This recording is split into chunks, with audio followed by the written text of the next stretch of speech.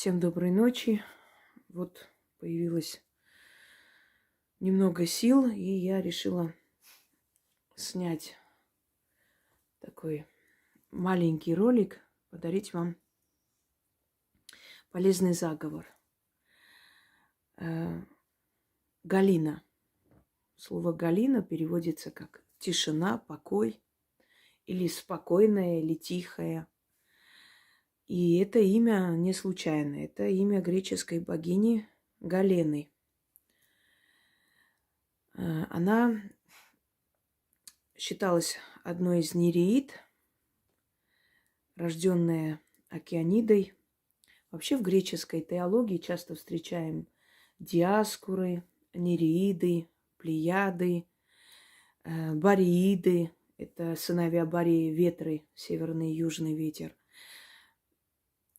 Кто они вообще? Это дети средних божеств, божеств океанов, божеств природы, ветра. И их детей, то есть называют окончание иды, то есть дети, рожденные. Ну вот как, например, в русском языке Ивановы, что-то Петровы, да. В греческой теологии, почему говорю теология, наука о богах, мифология неправильно звучит, потому что это не мифы. Это на самом деле объяснение миропорядка, просто у каждого народа свое, много совпадений, но в принципе, как боги хотели, так и открыли каждому народу, каждой культуре себя и объяснение своего существования. Так вот, Галена принадлежит среднему звену богов. Она дочь Океаниды. И от старца Нерея, морского старца. Старец — это не означает, что он был старик. Это означает, что он контролировал морское течение. И Галена, когда управляла погодой, то погода была спокойной. Считалось, что море может быть спокойной, безмятежной, когда Галена приходит. Именно Галена или Галене. Ну, потом это более мягкой форме Галина нам передалось как имя. И моряки часто взывали к ней, если они хотели хорошей погоды, если хотели без бури, без происшествий доплыть до определенного места, да, призывали эту богиню. Призывали эту богиню, когда хотели мира в семье. К сожалению, она не богиня мира, она богиня тишины. Поэтому, чтобы была тишина в том или ином месте, то ее можно призвать. Но чтобы призвать на весь мир тишину, к сожалению, у нее такой силы нет. Как-нибудь можно с вами призвать мир, богов мира, есть такое, но знаете как, вмешиваться во всемирный как бы замысел тоже опасно. В одном месте может быть тишина, в другом месте война.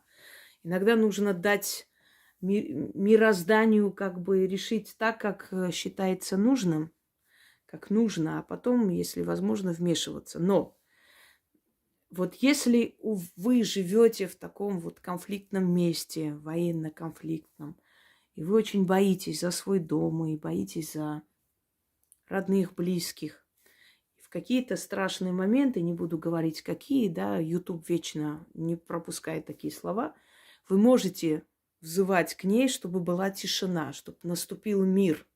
Она наводит спокойствие. То есть считает, что она отправляет своих посланников, отправляет свою энергию спокойствия, и вокруг все успокаивается. Можно призвать Галену, если у вас дома разразился скандал.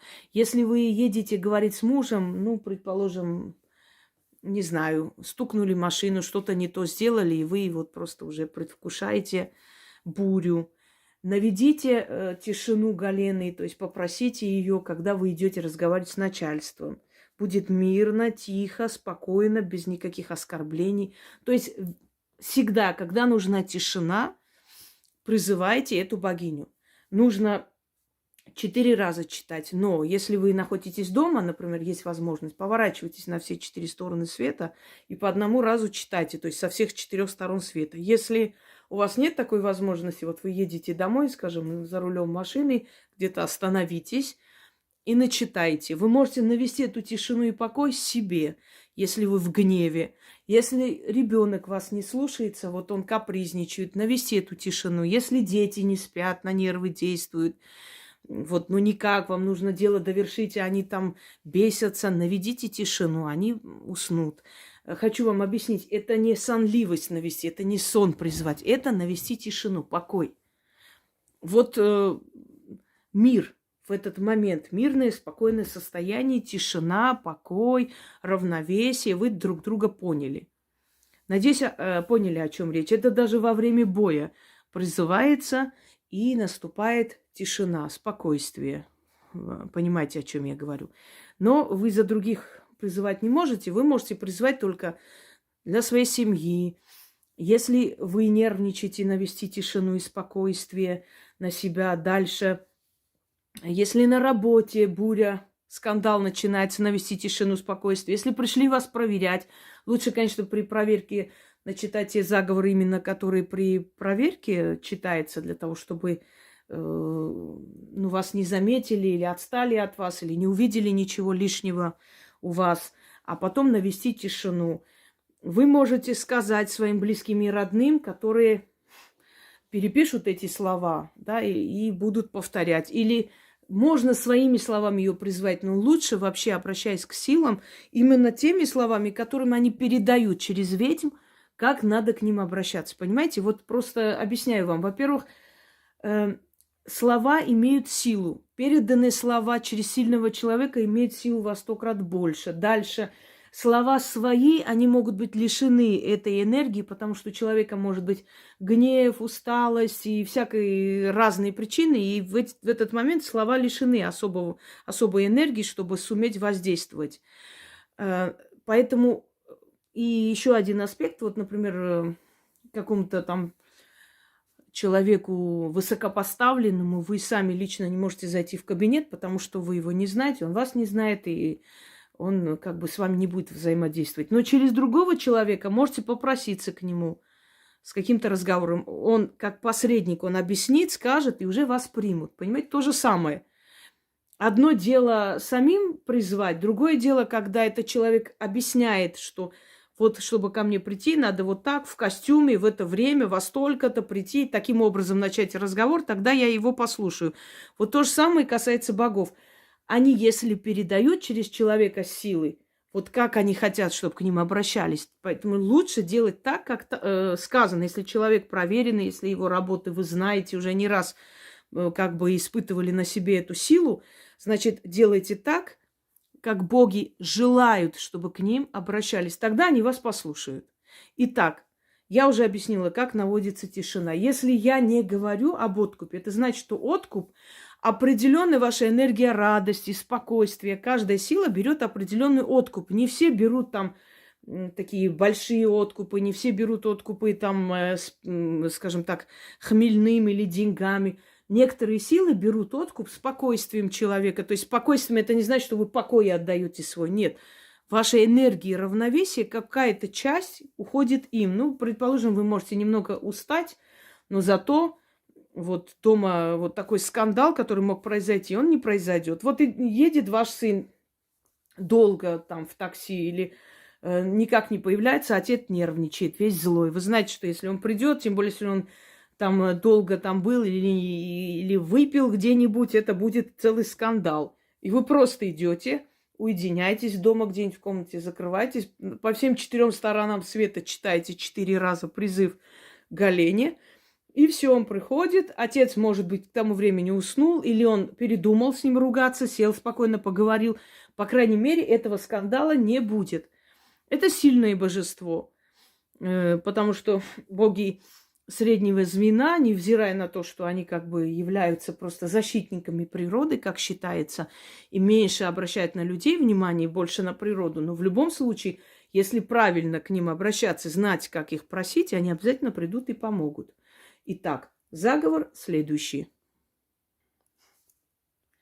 Галена, Галене, напусти тишину, окутай спокойствием, наведи равновесие. Шумное море усмирится, волны покорятся, тучи разойдутся, тьма уступит свету, гнев уступит миру. Галене, Галене, напусти тишину, окутай спокойствием, наведи равновесие, да будет так. Галене, Галене, напусти тишину, окутай спокойствием, наведи равновесие.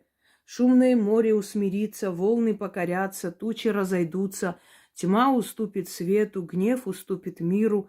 Галене, Галене, напусти тишину, окутай спокойствием, наведи равновесие, да будет так. Еще вот кто-нибудь спросит, а вот если гаишники останавливают, можно читать? Да, пока ваш муж пошел с ними разбираться, вы это читайте. И они вдруг там отдадут обратно, скажут, ну ладно, езжайте, все нормально.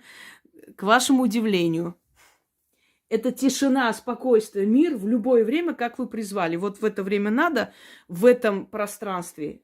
Дерутся у вас там дома, или где-то дерутся, или вы, например, на каком-то мероприятии, там начинается неприятный какой-то спор, разговор. Начитайте.